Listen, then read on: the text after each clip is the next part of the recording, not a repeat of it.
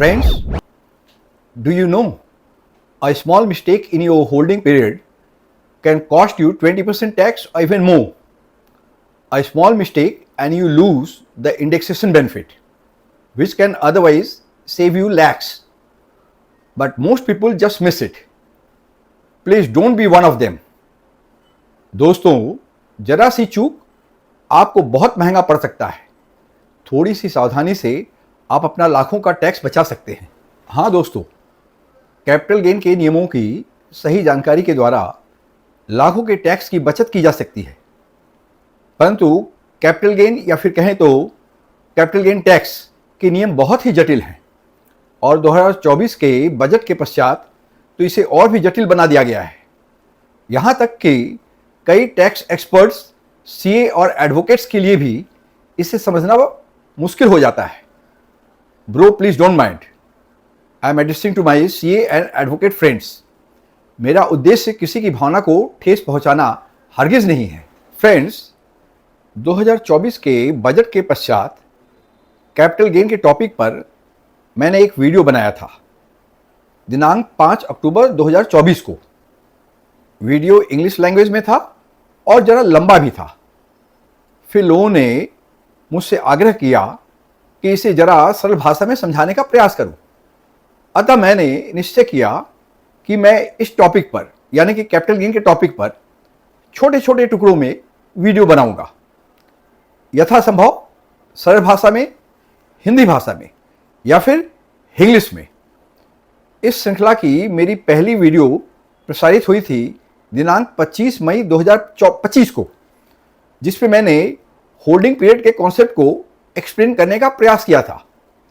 इसी श्रृंखला की दूसरी वीडियो प्रसारित हुई थी दिनांक 24 जून 2025 को, जिसमें मैंने इंडेक्सेशन बेनिफिट के कॉन्सेप्ट को एक्सप्लेन करने का प्रयास किया था। फिर भी आप लोगों की आसानी के लिए मैं कैपिटल गेन के इन दोनों टॉपिक्स का रिकैप अपनी इस नई वीडियो में प्रस्तुत कर रहा हूं, ताकि होल्डिंग पीरियड और इंडेक्सेशन बेनिफिट के कॉन्सेप्ट को भली भांति समझा जा सके। दोस्तों, कैपिटल गेन के जटिल नियमों को समझने के लिए होल्डिंग पीरियड और इंडेक्सेशन बेनिफिट के कॉन्सेप्ट को अच्छे से समझना जरूरी है। इसलिए मैंने कहीं कहीं प्रोविजंस को रिपीट भी किया है। आशा है मैं अपने इस प्रयास के द्वारा कैपिटल गेन के इन जटिल प्रावधानों को आम लोगों को सरलतापूर्वक एक्सप्लेन कर सकूंगा। दोस्तों, अगर आपको मेरा यह प्रयास पसंद आता है, मेरे वीडियोज अच्छे लगते हैं, तो आप इसे लाइक करें और अधिक से अधिक संख्या में शेयर करें।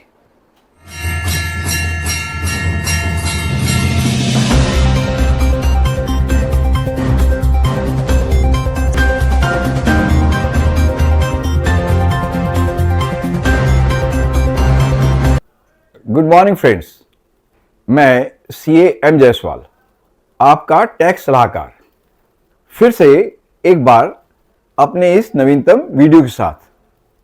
दोस्तों, इस वीडियो में मैं कैपिटल गेन के प्रावधानों का संक्षिप्त रिकैप कर लूँगा। Quick recap. पहला पॉइंट, अब सिर्फ 2 ही होल्डिंग पीरियड रह जाएंगे, 12 माह और 24 माह। होल्डिंग पीरियड 12 या 24 माह से अधिक होने पर लॉन्ग टर्म कैपिटल गेन होगा और कम होने पर शॉर्ट टर्म कैपिटल गेन।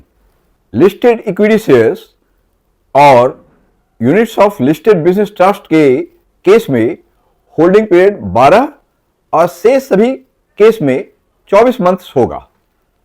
दूसरा point, STT paid listed shares, bonds और डिवेंचर्स पर एलटीसीजी यानी कि long term capital gain tax की दर 12.5% होगा। Third point, unlisted bonds, unlisted debentures एवं स्पेसिफाइड म्यूचुअल फंड्स के ट्रांसफर को सेक्शन 50AA के अंतर्गत शॉर्ट टर्म कैपिटल गेन माना जाएगा और उस पर नॉर्मल स्लैब रेट से टैक्स चार्ज होगा।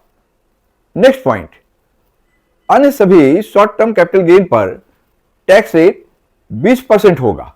फाइनली, कुछ असामान्य परिस्थितियों को छोड़कर साधारणतः लॉन्ग टर्म कैपिटल गेन पर 12.5% का टैक्स रेट होगा। इन परिस्थितियों का जिक्र पहले ही हो चुका है, इसलिए मैं रिपीट नहीं कर रहा हूं। इस वीडियो को मैंने सिंपल रखने की चेष्टा की है ताकि पुराना रिकैप हो जाए। Next, long term capital asset का 23/7/24 के पूर्व ट्रांसफर करने पर करदाता को 20% की दर से टैक्स पे करना होगा। हालांकि उसे इस केस में इंडेक्सेशन बेनिफिट भी प्राप्त होगा तथा लॉन्ग टर्म हाउस प्रॉपर्टी का 23/7/24 या उसके पश्चात ट्रांसफर करने पर करदाता को इंडेक्सेशन बेनिफिट के साथ 20% की दर से टैक्स पे करना होगा। परंतु अगर एसएससी चाहे तो 12.5% की दर से भी कर अदा कर सकता है, परंतु तब उसे इंडेक्सेशन बेनिफिट प्राप्त नहीं होगा। ये सारे संशोधन दिनांक 23/7/24 से ही लागू हो जाएंगे। लास्ट पॉइंट, सेक्शन 54 से लेकर सेक्शन 54GB तक के सारे छूट यथारूप प्राप्त होते रहेंगे। Exemptions under section 54 to section 54GB will remain unchanged.